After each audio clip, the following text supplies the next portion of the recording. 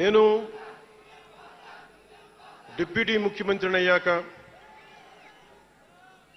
అంతకుముందు ఎప్పుడు ఆలోచించామని పుస్తకాల బరువుతోటి వీపు వంగిపోతున్న పిల్లవాడిని ఆడిపడాల్సిన వయసులో ఇంత పుస్తకాలు బ్యాగ్ వేసుకొని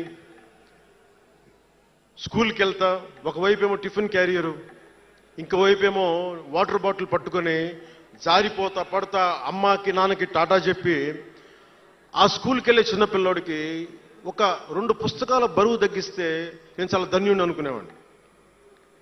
అలాగే ఎక్కడో గిరిజన తాండాల్లో చుక్క నీటి కోసం ఏడ్చే గిరిజనులకి ఒక బిందెడు మంచినీళ్ళు ఇస్తే చాలా బాగుంటుంది అని చేయగలను అనుకునేవాడిని.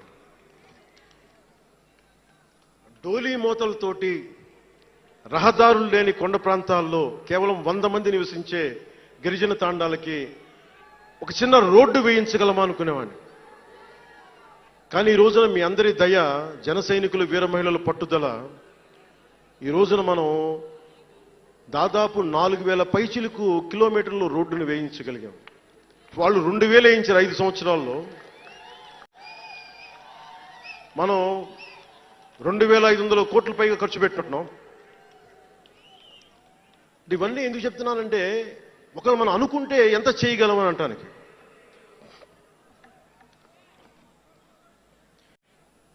సమస్యలు ఏమున్నాయి మన దేశంలో ఇప్పుడంటే, ముఖ్యంగా పార్టీలో వేదిక పైన ఉన్న నాయకులకి, జన సైనికులకి, మీ అందరికీ కూడా ఇది చాలా కీలకమైన సమయం. 2047 విజన్ అని మాట్లాడుతున్నారు గౌరవ ముఖ్యమంత్రి గారు. 2047 ప్రధానమంత్రి గారు మాట్లాడుతున్నారు. వికసిత్ భారత్, స్వర్ణ ఆంధ్రప్రదేశ్, $2 ట్రిలియన్ ఎకానమీ, భారతదేశం ప్రపంచంలోనే 3వ ఆర్థికంగా బలంగా ఉండే దేశం అవ్వాలని ఆలోచిస్తా ఉన్నాం. ఇంత బలమైన దేశం కావాలి అంటే బలమైన ప్రజలు ఉండాలి, బలమైన నాయకత్వం ఉండాలి. నేను ఎందుకు ఇంత తపన పడతాను మీ అందరి కోసం అంటే, నాకు ఈజీగా వెళ్ళిపోయే వ్యక్తులు అవసరం లేదు, నాకు గోల చేసే వ్యక్తులు అవసరం లేదు. దేశం కోసం నిలబడే యువత కావాలి, నాకు చీల్చి చెండాడే యువత కావాలి, నాకు దేశం కోసం. అంటే ఎందుకు చెప్తున్నానంటే, సర్దార్ వల్లభాయ్ పటేల్ గారిని అడిగారంట. బెంగాల్ రాష్ట్ర విభజనప్పుడు 1920లో విభజిస్తున్నాం అనుకున్నప్పుడు దేశంలో ఉన్న జాతీయ నాయకులు అందరూ వచ్చారు, జరగకూడదని ఆప్ చేశారు. అలాంటిది భారతదేశాన్ని పాకిస్తాన్గా, భారత్గా విభజిస్తుంటే మీరు ఎందుకు చేయలేకపోయారు, ఆపలేకపోయారు?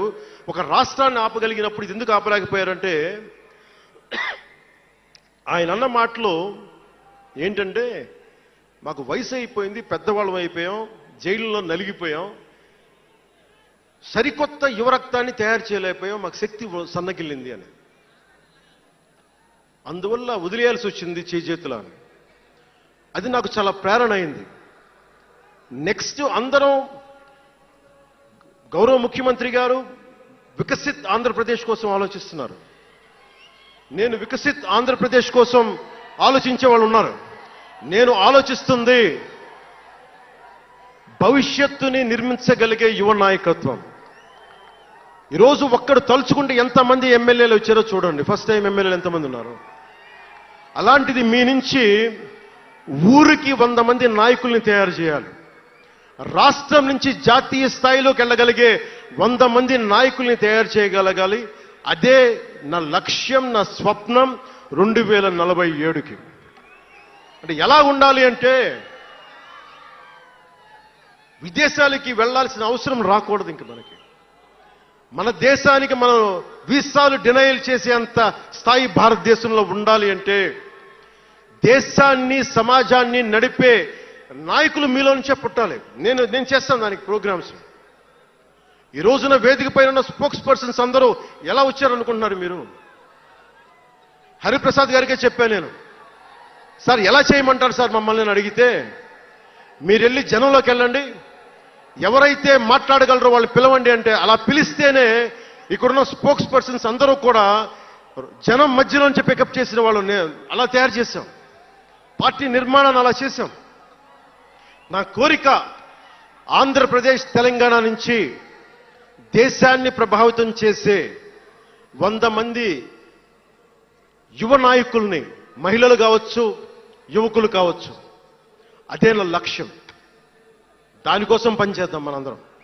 ఎందుకంటే సరైన నాయకులు లేకపోతే చిల్లర వేషాలు వేసేవాళ్ళు, పనికి మాలిన వేషాలు వేసేవాళ్ళు చూశాం కదా గత ప్రభుత్వంలో ఎలా ప్రవర్తించారు. వాళ్ళు వచ్చారు అంటే బలహీనత మనది, తప్పు మనది. ఎవడు వచ్చినా వదిలేస్తున్నాం మనం. అందుకని మీరందరూ దానికి సంసిద్ధం అవ్వండి. ఇంకొక మాట వాళ్ళు మాట్లాడింది ఇందాక, ఆ ఇంగ్లీష్ పత్రికలో